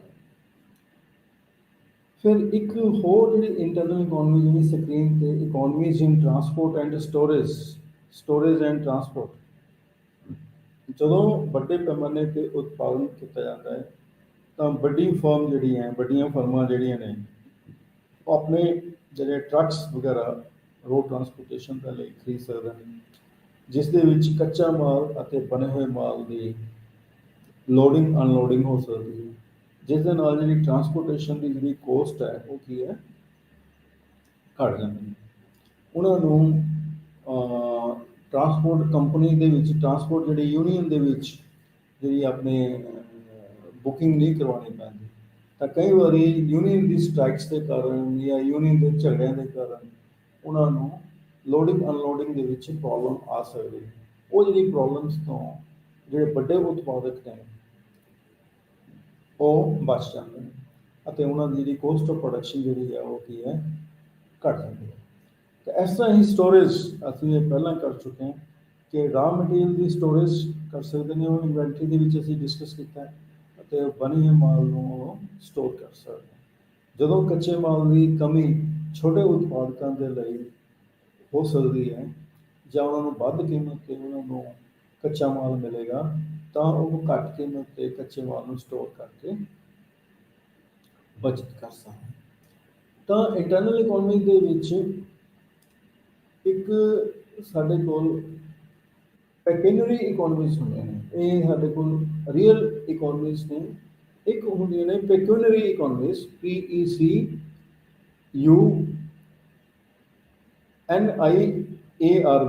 ਪੈਕੇਨਰੀ ਇਕੋਨਮੀ, ਜਿਹਨੂੰ ਅਸੀਂ ਫਾਈਨੈਂਸ਼ੀਅਲ ਇਕੋਨਮੀਜ਼ ਕਹਿੰਦੇ ਹਾਂ, ਵਿੱਤੀ ਬਚਤਾਂ ਕਹਿੰਦੇ ਹਾਂ। ਤਾਂ ਜਿਹੜੀਆਂ ਫਰਮਸ ਨੇ ਉਹ ਉਹਨਾਂ ਨੂੰ ਜਦੋਂ ਬੈਂਕ ਤੋਂ ਲੋਨ ਲੈਣਾ ਹੁੰਦਾ ਹੈ, ਬੜੀਆਂ ਫਰਮਾਂ ਨੂੰ ਆਸਾਨੀ ਨਾਲ ਮਿਲ ਜਾਂਦਾ ਹੈ ਇਨ ਕੰਪੈਰੀਜ਼ਨ ਟੂ ਸਮਾਲ ਫਰਮਸ, ਅਤੇ ਬੈਂਕ ਉਹਨਾਂ ਨੂੰ ਕਈ ਤਰ੍ਹਾਂ ਦੇ ਕੰਸੈਸ਼ਨ ਵੀ ਦੇ ਦਿੰਦਾ ਹੈ, ਕਈ ਤਰ੍ਹਾਂ ਦੀਆਂ ਰਿਆਇਤਾਂ ਵੀ ਦੇ ਦਿੰਦਾ ਹੈ। ਇਸ ਤਰ੍ਹਾਂ ਹੀ ਜਦੋਂ ਉਹ ਐਡਵਰਟਾਈਜ਼ਮੈਂਟ ਕਰਦੇ ਹੈ ਜਾਂ ਜਦੋਂ ਪਬਲਿਸਿਟੀ ਕਰਦੇ ਹੈ ਜਾਂ ਕੱਚੇ ਮਾਲ ਨੂੰ ਖਰੀਦਦੇ ਆ ਬੜੇ ਪੱਧਰ 'ਤੇ, ਤਾਂ ਉਹਨਾਂ ਨੂੰ ਕਈ ਤਰ੍ਹਾਂ ਦੇ ਕੰਸੈਸ਼ਨ, ਕਈ ਤਰ੍ਹਾਂ ਦੀ ਰਿਆਇਤਾਂ ਜਿਹੜੀਆਂ ਨੇ ਉਹਨਾਂ ਨੂੰ ਮਿਲ ਜਾਂਦੀਆਂ। ਇਸ ਤਰ੍ਹਾਂ ਹੀ ਜਦੋਂ ਉਹ ਬਣੇ ਹੋਏ ਮਾਲ ਨੂੰ ਬਲਕ ਦੇ ਵਿੱਚ ਵੇਚਦੇ ਆ, ਉਹਨਾਂ ਦੀ ਮੋਨੋਪੋਲਿਸਟਿਕ ਟੈਂਡੈਂਸੀਜ਼ ਜਿਹੜੀਆਂ ਨੇ, ਏਕਾਧਿਕਾਰੀ ਜਿਹੜੀ ਪ੍ਰਵਿਰਤੀ ਹੈ ਉਹ ਕੀ ਹੈ, ਵੱਧ ਜਾਂਦੀ ਹੈ। ਉਹ ਕਸਟਮਰ ਦੇ ਉੱਤੇ ਆਪਣੀ ਕਮਾਂਡ ਕਰਕੇ ਵੱਧ ਕੀਮਤ 'ਤੇ ਕਈ ਵਾਰੀ ਆਪਣੀ ਵਸਤੂਆਂ ਨੂੰ ਵੇਚ ਦਿੰਦੇ ਹਨ, ਕਿਉਂਕਿ ਬੜੇ ਉਤਪਾਦਕ ਦੀ ਆਮ ਤੌਰ 'ਤੇ ਮੰਨਿਆ ਜਾਂਦਾ ਅਤੇ ਉਹਦੀ ਕੁਆਲਿਟੀ ਵੀ ਥੋੜ੍ਹੀ ਜਿਹੀ ਬੈਟਰ ਹੋਏਗੀ in comparison to the small producer, ਕਿਉਂਕਿ ਉਹ ਟੈਕਨੋਲੋਜੀ ਜਿਹੜੀ ਹੈ ਉਹ ਅੱਛੀ ਕਿਸਮ ਦੀ ਯੂਜ਼ ਕਰ। ਤਾਂ ਇਹ ਸੀਗੀਆਂ ਇੰਟਰਨਲ ਇਕੋਨਮੀਜ਼ ਆਫ ਸਕੇਲ, ਜਿਹਨੂੰ ਅਸੀਂ ਰੀਅਲ ਇਕੋਨਮੀਜ਼ ਐਂਡ ਪੈਕੇਨਰੀ ਇਕੋਨਮੀ ਦੇ ਵਿੱਚ ਵੰਡਿਆ।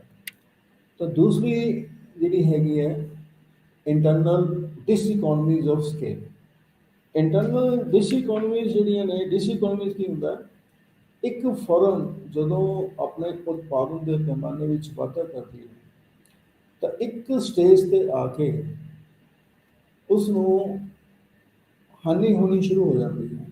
ਹਾਨੀ ਕਿਵੇਂ ਹੁੰਦੀ ਹੈ ਕਿ ਜਿਸ ਅਨੁਪਾਤ ਦੇ ਵਿੱਚ ਸਾਧਨਾਂ ਵਿੱਚ ਵਾਧਾ ਕੀਤਾ ਜਾਂਦਾ ਹੈ, ਉਸ ਤੋਂ ਘੱਟ ਅਨੁਪਾਤ ਦੇ ਵਿੱਚ ਉਤਪਾਦਨ ਵਿੱਚ ਵਾਧਾ ਹੁੰਦਾ ਹੈ।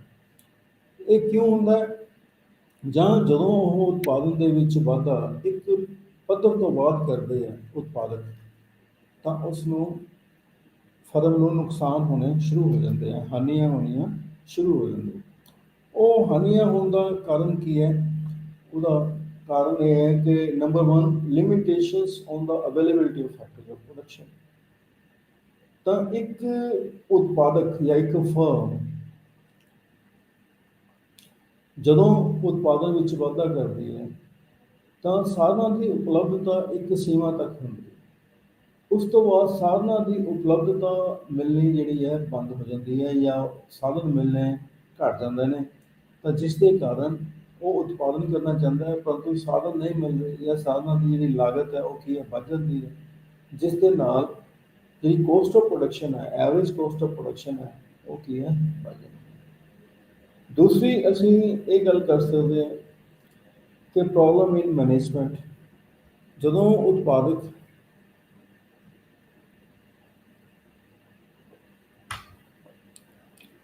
ਇੱਕ ਸਕੇਲ ਤੋਂ ਜ਼ਿਆਦਾ ਉਤਪਾਦਨ ਕਰਨਾ ਤਾਂ ਮੈਨੇਜਮੈਂਟ 'ਚ ਵੀ, ਪ੍ਰਬੰਧਨ ਦੇ ਵਿੱਚ ਵੀ ਪ੍ਰੋਬਲਮ ਆਉਂਦੀ, ਤਾਂ ਉਸ ਪ੍ਰਬੰਧਕ ਦੇ ਲਈ ਬਹੁਤ ਮੁਸ਼ਕਿਲ ਹੋ ਜਾਂਦਾ ਹੈ ਸਾਰੇ ਜਿਹੜੇ ਡਿਪਾਰਟਮੈਂਟਸ ਦੇ ਵਿੱਚ ਕੋਆਰਡੀਨੇਸ਼ਨ ਕਰਨਾ, ਉਹਦੇ ਵਿੱਚ ਮਿਲਵਰਤਨ ਰੱਖਣਾ।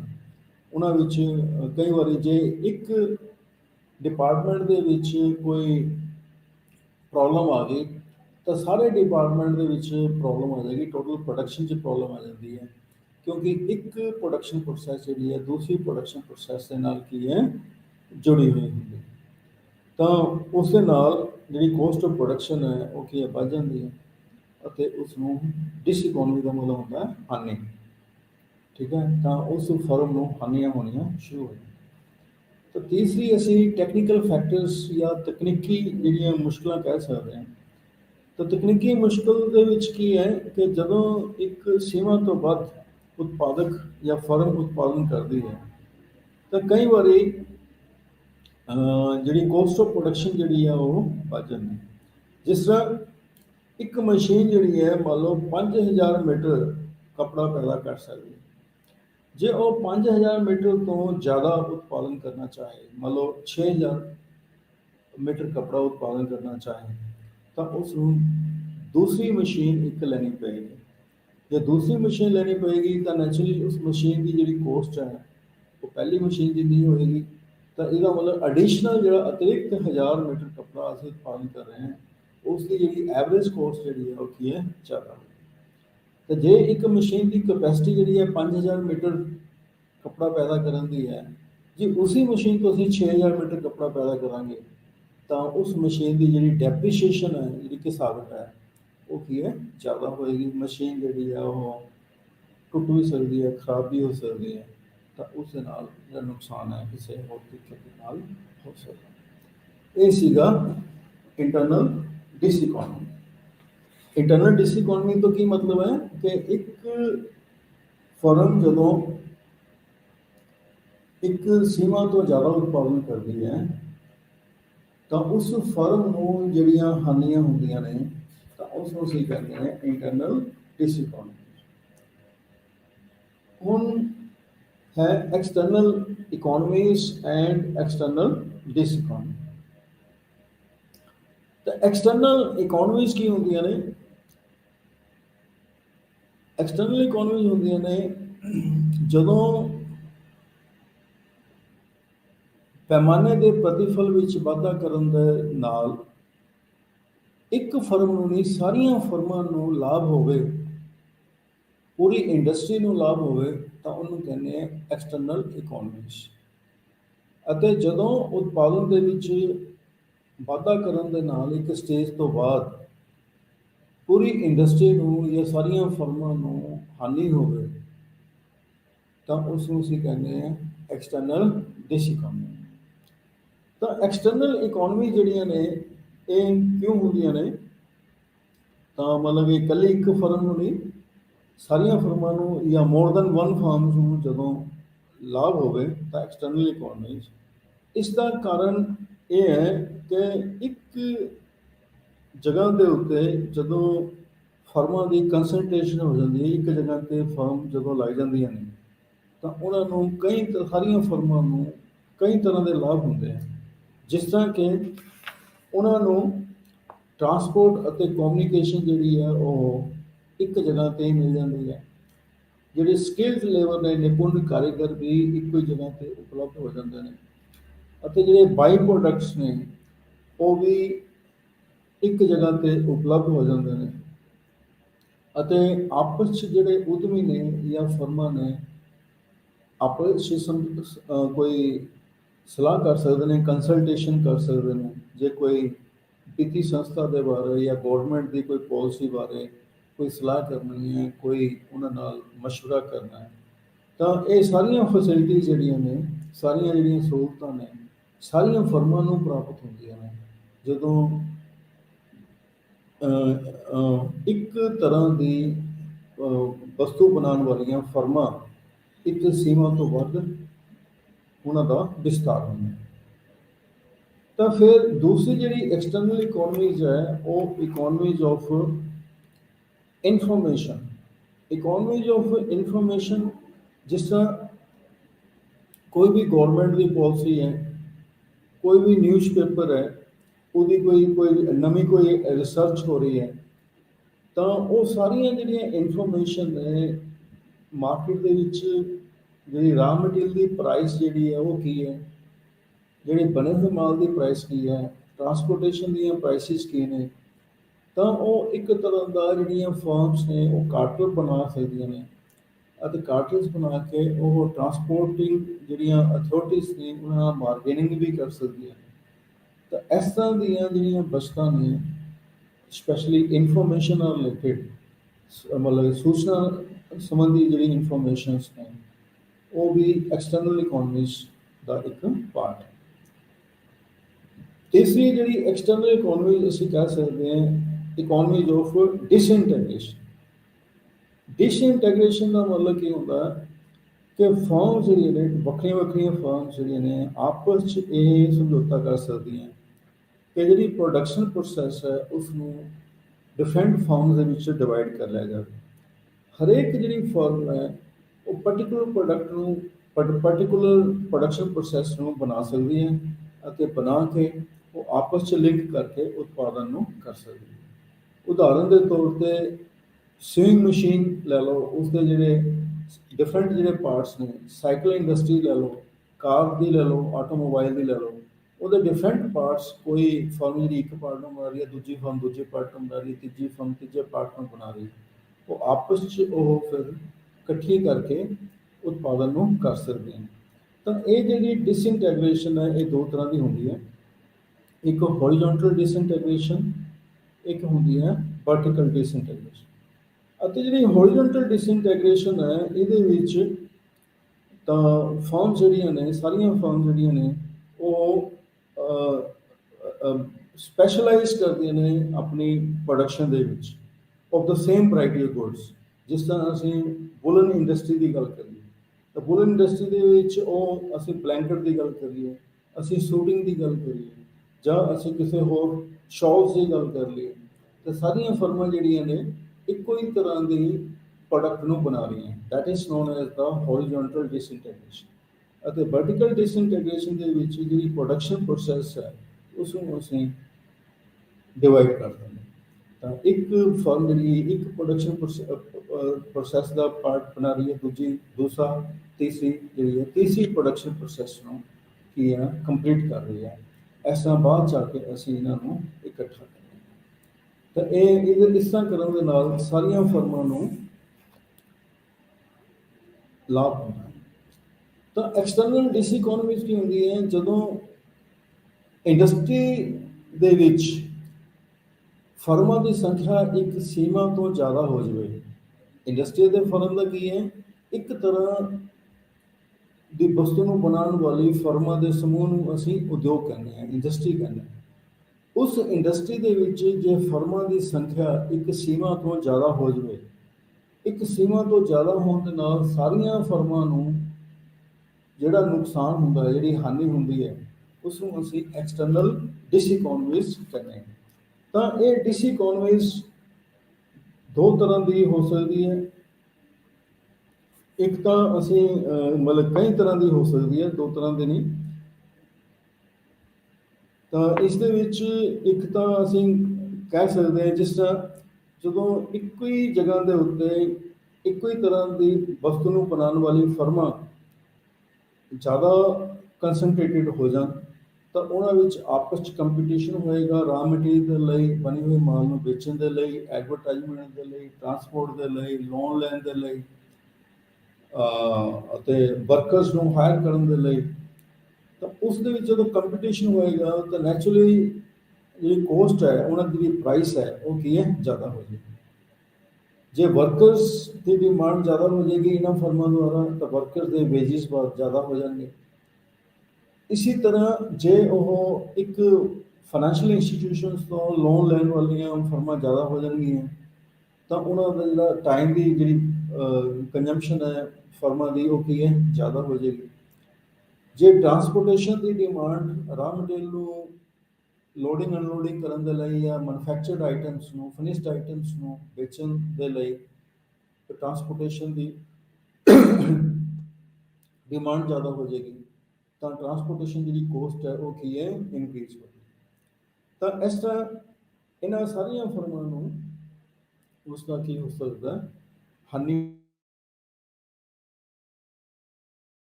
ਜਿਸ ਦੇ ਨਾਲ ਜਿਹੜੀ ਘਟਦੇ ਪੈਮਾਨੇ ਦਾ ਪ੍ਰਤੀਫਲ ਸਾਰੇ ਫਰਮਾਂ 'ਤੇ ਕੀ ਹੋ ਸਕਦਾ ਲਾਗੂ ਹੋ ਸਕਦਾ। ਤਾਂ ਇਹ ਸੀਗਾ ਅੱਜ ਟੌਪਿਕ ਜਿਹੜਾ ਅਸੀਂ ਡਿਸਕਸ ਕਰਨਾ ਸੀ। ਅਸੀਂ ਅੱਜ ਡਿਸਕਸ ਕੀਤਾ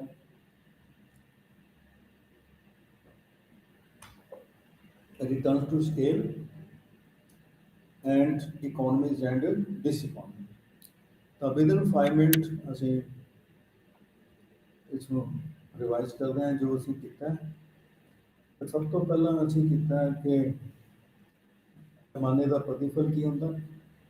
ਤਾਂ ਪੈਮਾਨੇ ਦੇ ਪ੍ਰਤੀਫਲ ਦੀਆਂ 3 ਸਟੇਜਿਸ ਨੇ, increasing return to scale, constant and decreasing ਜਾਂ diminishing return to scale. Increasing return to scale ਦੇ ਵਿੱਚ ਅਸੀਂ ਸ਼ਡਿਊਲ 1 ਜੋ ਉਤਪਾਦਨ ਵਿੱਚ ਪ੍ਰਤੀਸ਼ਤ ਤਬਦੀਲੀ, ਸਾਲਾਂ ਵਿੱਚ ਪ੍ਰਤੀਸ਼ਤ ਤਬਦੀਲੀ ਨਾਲੋਂ ਜ਼ਿਆਦਾ ਹੋਵੇ ਤਾਂ ਉਹਨੂੰ ਵੱਧੇ ਪੈਮਾਨੇ ਦਾ ਪ੍ਰਤੀਫਲ ਕਹਿੰਦੇ ਹਾਂ। ਤਾਂ ਜਿਹੜਾ ਕਿ ਇਸ ਡਾਇਗਰਾਮ 'ਚ ਦਿਖਾਇਆ ਗਿਆ ਕਿ ਉਤਪਾਦਨ ਵਿੱਚ ਪਰਿਵਰਤਨ ਜਿਹੜਾ ਹੈ ਉਹ ਸਾਲਾਂ ਵਿੱਚ ਪਰਿਵਰਤਨ ਦੇ ਨਾਲੋਂ ਕੀ ਹੈ, ਜ਼ਿਆਦਾ ਹੋ ਰਿਹਾ। ਦੂਸਰਾ ਸ਼ਡਿਊਲ ਜਿਹੜਾ ਹੈ ਉਹ ਕੌਂਸਟੈਂਟ ਰਿਟਰਨ ਟੂ ਸਕੇਲ ਹੈ। ਇਸ ਦੇ ਵਿੱਚ ਜਿਸ ਅਨੁਪਾਤ ਦੇ ਵਿੱਚ ਜਾਂ ਜਿਸ ਪ੍ਰਤੀਸ਼ਤ ਦੇ ਵਿੱਚ ਸਾਲਾਂ ਵਿੱਚ ਤਬਦੀਲੀ ਹੋ ਰਹੀ ਹੈ, ਉਸੇ ਅਨੁਪਾਤ ਦੇ ਵਿੱਚ ਉਤਪਾਦਨ ਵਿੱਚ ਤਬਦੀਲੀ ਹੋ ਰਹੀ ਹੈ। ਅਤੇ ਸਾਡੇ ਕੋਲ this is the constant return to scale. ਇਸ ਦੇ ਵਿੱਚ CDDE ਅਤੇ EF ਦੇ ਵਿੱਚ ਜਿਹੜਾ ਅੰਤਰ ਹੈ ਉਹ ਸਮਾਨ ਹੈ ਅਤੇ ਉਤਪਾਦਨ ਵੀ ਇੱਕੋ ਹੀ ਦਰ ਦੇ ਵਿੱਚ ਵਾਧਾ ਹੋ ਰਿਹਾ ਹੈ। ਅਤੇ ਤੀਸਰਾ ਹੈ ਡਿਕਰੀਜ਼ਿੰਗ ਜਾਂ ਡਿਮਿਨਿਸ਼ਿੰਗ ਰਿਟਰਨ ਟੂ ਸਕੇਲ, ਜਿਹੜਾ ਕਿ ਸ਼ਡਿਊਲ 3 ਹੈ। ਇਸ ਸ਼ਡਿਊਲ 3 ਦੇ ਵਿੱਚ ਅਸੀਂ ਦੇਖਦੇ ਹਾਂ ਕਿ ਉਤਪਾਦਨ ਵਿੱਚ ਪ੍ਰਤੀਸ਼ਤ ਤਬਦੀਲੀ ਜਿਹੜੀ ਹੈ ਉਹ ਘੱਟ ਹੋ ਰਹੀ ਹੈ ਅਤੇ ਸਾਲਾਂ ਵਿੱਚ ਪ੍ਰਤੀਸ਼ਤ ਤਬਦੀਲੀ ਜਿਹੜੀ ਹੈ ਉਹ ਜ਼ਿਆਦਾ ਹੋ ਰਹੀ ਹੈ। ਤਾਂ ਇਸ ਨੂੰ ਅਸੀਂ ਘਟਦੇ ਪੈਮਾਨੇ ਦਾ ਪ੍ਰਤੀਫਲ ਕਹਿੰਦੇ ਹਾਂ, ਜਿਹੜਾ ਕਿ ਇਸ ਡਾਇਗਰਾਮ 'ਚ ਦਿਖਾਇਆ ਗਿਆ ਹੈ ਕਿ IJ ਵਿੱਚ ਜਿਹੜਾ ਅੰਤਰ ਹੈ ਉਹ HI ਦੇ ਨਾਲੋਂ ਜ਼ਿਆਦਾ, GH ਨਾਲੋਂ HI 'ਚ ਜ਼ਿਆਦਾ ਹੈ, FG ਨਾਲੋਂ GH ਜ਼ਿਆਦਾ ਹੈ ਅਤੇ EF ਨਾਲੋਂ FG 'ਚ ਜ਼ਿਆਦਾ ਹੈ। ਮਤਲਬ ਕਿ ਸਾਲਾਂ ਵਿੱਚ ਪ੍ਰਤੀਸ਼ਤ ਤਬਦੀਲੀ ਜ਼ਿਆਦਾ ਹੋ ਰਹੀ ਹੈ ਅਤੇ ਉਤਪਾਦਨ ਵਿੱਚ ਪ੍ਰਤੀਸ਼ਤ ਤਬਦੀਲੀ ਕੀ ਹੈ, ਘੱਟ ਹੋ ਰਹੀ ਹੈ। ਤਾਂ ਇਹਦੇ ਕੀ ਕਾਰਨ ਨੇ, ਇਹ ਕਾਰਨ ਅਸੀਂ ਡਿਸਕਸ ਕੀਤੇ। ਬਾਅਦ ਦੇ ਵਿੱਚ ਅਸੀਂ ਇਕੋਨਮੀਜ਼ ਐਂਡ ਡਿਸਇਕੋਨਮੀਜ਼ ਡਿਸਕਸ ਕੀਤੀਆਂ। ਇਕੋਨਮੀਜ਼ ਜਦੋਂ ਉਤਪਾਦਨ ਦੇ ਵਿੱਚ ਵਾਧਾ ਕਰਨ ਦੇ ਨਾਲ ਜੇ ਇੱਕ ਫਰਮ ਨੂੰ ਜਿਹੜਾ ਲਾਭ ਹੁੰਦਾ ਉਹਨੂੰ ਇੰਟਰਨਲ ਇਕੋਨਮੀਜ਼ ਕਹਿੰਦੇ, ਅੰਦਰੂਨੀ ਵਸਤਾਂ ਕਹਿੰਦੇ। ਅਤੇ ਇੱਕ ਸਟੇਜ ਤੋਂ ਉਤਪਾਦਨ ਵਿੱਚ ਵਾਧਾ ਕਰਨ ਨਾਲ ਜਿਹੜਾ ਇੱਕ ਫਰਮ ਨੂੰ ਹਾਨੀ ਹੁੰਦੀ ਹੈ ਉਹਨੂੰ ਅਸੀਂ ਇੰਟਰਨਲ ਡਿਸਇਕੋਨਮੀਜ਼, ਅੰਦਰੂਨੀ ਹਾਨੀਆਂ ਕਹਿੰਦੇ। ਅਤੇ ਜਦੋਂ ਸਾਰੀਆਂ ਫਰਮਾਂ ਦੇ ਸਕੇਲ ਦੇ ਵਿੱਚ ਵਾਧਾ ਹੋਣ ਦੇ ਨਾਲ ਜਾਂ ਇੱਕ ਇੰਡਸਟਰੀ ਵਿੱਚ ਜੇ ਫਰਮਾਂ ਦਾ ਸਾਈਜ਼ ਵੱਧ ਜਾਵੇ, ਉਸ ਤਰ੍ਹਾਂ ਸਾਰੀ ਫਰਮਾਂ ਨੂੰ ਜਿਹੜੀ ਲਾਭ ਹੁੰਦਾ ਉਹਨੂੰ ਐਕਸਟਰਨਲ ਇਕੋਨਮੀਜ਼। ਅਤੇ ਇੱਕ ਸੀਮਾ ਤੋਂ ਵੱਧ ਜੇ ਫਰਮਾਂ ਦਾ ਇੱਕ ਇੰਡਸਟਰੀ ਵਿੱਚ ਫਰਮਾਂ ਦਾ ਸਾਈਜ਼ ਹੋ ਜਾਵੇ ਤਾਂ ਉਸ ਦੇ ਨਾਲ ਜੇ ਸਾਰੀ ਫਰਮਾਂ ਨੂੰ ਹਾਨੀ ਹੋਵੇ ਤਾਂ ਉਹਨੂੰ ਐਕਸਟਰਨਲ ਡਿਸਇਕੋਨਮੀ। ਤਾਂ ਇੰਟਰਨਲ ਇਕੋਨਮੀ ਜਿਹੜੀ ਉਹਨੇ ਇਹ ਰੀਅਲ ਐਂਡ ਪੈਕਿਊਨਰੀ ਹੁੰਦੀ ਹੈ। ਰੀਅਲ ਨੂੰ ਵਾਸਤਵਿਕ, ਪੈਕਿਊਨਰੀ ਨੂੰ ਅਸੀਂ ਫਾਈਨੈਂਸ਼ੀਅਲ ਜਾਂ ਵਿੱਤੀ ਵਸਤਾਂ ਕਹਿੰਦੇ ਹਾਂ। ਤਾਂ ਰੀਅਲ ਇਕੋਨਮੀਜ਼ ਦੇ ਅਸੀਂ ਕਈ ਕਾਰਨ ਦੱਸੇ ਸੀ, ਜਿਸ 'ਚ ਪ੍ਰੋਡਕਸ਼ਨ ਇਕੋਨਮੀ ਹੋ ਗਿਆ, ਸੈਲਿੰਗ ਹੋ ਗਿਆ, ਮੈਨੇਜਰੀਅਲ ਹੋ ਗਿਆ ਅਤੇ ਇਕੋਨਮੀਜ਼ ਇਨ ਟਰਾਂਸਪੋਰਟ ਐਂਡ ਸਟੋਰੇਜ ਹੋ ਗਿਆ। ਇਸ ਤੋਂ ਇਲਾਵਾ ਵੀ ਮੈਂ ਕਈ ਪੁਆਇੰਟਸ ਤੁਹਾਡੇ ਨਾਲ ਡਿਸਕਸ ਕੀਤੇ। ਅਤੇ ਜੇ ਅਸੀਂ ਇੰਟਰਨਲ ਡਿਸਇਕੋਨਮੀ ਦੀ ਗੱਲ ਕਰਦੇ ਹਾਂ ਕਿ ਇੱਕ ਸੀਮਾ ਤੋਂ ਬਾਅਦ ਜਦੋਂ ਇੱਕ ਫਰਮ ਉਤਪਾਦਨ ਦੇ ਪੈਮਾਨੇ ਵਿੱਚ ਵਾਧਾ ਕਰਦੀ ਹੈ ਤਾਂ ਫੈਕਟਰੀਜ਼ ਆਫ ਪ੍ਰੋਡਕਸ਼ਨ, ਉਤਪਾਦ ਦੇ ਸਾਧਨਾਂ ਦੀ ਉਪਲਬਧਤਾ ਜਿਹੜੀ ਹੈ ਉਹ ਸੀਮਿਤ ਹੋ ਜਾਂਦੀ ਹੈ, ਘੱਟ ਜਾਂਦੀ ਹੈ ਅਤੇ ਇੱਕ ਸੀਮਾ ਤੋਂ ਬਾਅਦ ਉਹਦਾ ਪ੍ਰਬੰਧ ਕਰਨਾ ਵੀ ਮੁਸ਼ਕਿਲ ਹੋ ਜਾਂਦਾ ਹੈ। ਅਤੇ ਇੱਕ ਸੀਮਾ ਤੋਂ ਬਾਅਦ ਜੇ ਫਰਮ ਉਤਪਾਦਨ ਕਰਦੀ ਹੈ ਤਾਂ ਮਸ਼ੀਨਾਂ ਦੇ ਟੁੱਟ ਭੱਜ ਵਗੈਰਾ ਅੱਛੇ ਜੀ ਦਾ ਖਤਰਾ ਹੁੰਦਾ ਹੈ ਅਤੇ ਜਿਹੜੀ ਪਰ ਯੂਨਿਟ ਕੋਸਟ ਆਫ ਪ੍ਰੋਡਕਸ਼ਨ ਹੈ ਉਹ ਵੀ ਕੀ ਹੈ, ਜ਼ਿਆਦਾ ਹੁੰਦਾ। ਉਸ ਤੋਂ ਬਾਅਦ ਅਸੀਂ ਐਕਸਟਰਨਲ ਇਕੋਨਮੀਜ਼ ਐਂਡ ਡਿਸਇਕੋਨਮੀਜ਼ ਦੀ ਗੱਲ ਕੀਤੀ। ਤਾਂ ਐਕਸਟਰਨਲ ਇਕੋਨਮੀਜ਼ ਦੇ ਇਕੋਨਮੀਜ਼ ਆਫ ਇਨਫੋਰਮੇਸ਼ਨ ਦੀ ਅਸੀਂ ਗੱਲ ਕੀਤੀ ਹੈ, ਇਕੋਨਮੀਜ਼ ਆਫ ਇਨਵੈਂਟਰੀ ਦੀ ਗੱਲ ਕੀਤੀ ਸੀ ਅਸੀਂ। ਫਿਰ ਅਸੀਂ ਜਿਹੜੀ ਹੈ ਇਕੋਨਮੀਜ਼ ਆਫ ਕੰਸਨਟ੍ਰੇਸ਼ਨ ਦੀ ਗੱਲ ਕੀਤੀ ਸੀ। ਤਾਂ ਫਿਰ ਡਿਸਇੰਟੈਗ੍ਰੇਸ਼ਨ, ਹੌਰੀਜ਼ੌਂਟਲ ਐਂਡ ਵਰਟੀਕਲ ਇੰਟੈਗ੍ਰੇਸ਼ਨ ਦੀ ਗੱਲ ਕੀਤੀ। ਤਾਂ ਇਸ ਤਰ੍ਹਾਂ ਹੀ ਇੱਕ ਸੀਮਾ ਤੋਂ ਬਾਅਦ ਜਦੋਂ ਇੰਡਸਟਰੀ ਦੇ ਸਾਈਜ਼ ਵਿੱਚ ਵਾਧਾ ਹੁੰਦਾ ਤਾਂ ਕਈ ਤਰ੍ਹਾਂ ਦੀਆਂ ਹਾਨੀਆਂ ਸਾਰੀਆਂ ਫਰਮਾਂ ਨੂੰ ਹੁੰਦੀਆਂ। ਉਹ ਕੰਪੀਟੀਸ਼ਨ ਆਪਸ 'ਚ ਹੋ ਜਾਂਦਾ ਹੈ, ਤਾਂ ਵਰਕਰ ਦੇ ਵੇਜਿਸ ਵੱਧ ਸਕਦੇ ਹੈ, ਟਰਾਂਸਪੋਰਟੇਸ਼ਨ ਦੀ ਕੋਸਟ ਜ਼ਿਆਦਾ ਹੋ ਸਕਦੀ ਹੈ, ਲੋਨ ਲੈਣ ਦੇ ਵਿੱਚ ਉਹਨਾਂ ਨੂੰ ਕੰਪੀਟੀਸ਼ਨ ਦਾ ਸਾਹਮਣਾ ਕਰਨਾ ਪੈ ਸਕਦਾ ਹੈ, ਕੋਸਟ ਆਫ ਰਾ ਮਟੀਰੀਅਲ ਇਨਕਰੀਜ਼ ਹੋ ਸਕਦੀ ਹੈ, ਐਡਵਰਟਾਈਜ਼ਮੈਂਟ ਕੋਸਟ ਜਿਹੜੀ ਆ ਹੁੰਦੀ ਹੈ ਵੱਧ ਸਕਦੀ ਹੈ। ਇਸ ਤਰ੍ਹਾਂ ਕਈ ਤਰ੍ਹਾਂ ਦੇ ਹਾਨੀਆਂ ਹੋ ਸਕਦੀਆਂ ਜਿਹਨੂੰ ਅਸੀਂ ਐਕਸਟਰਨਲ ਡਿਸਇਕਨੋਮਿਕਸ ਕਹਿੰਦੇ ਹਾਂ। Thank you.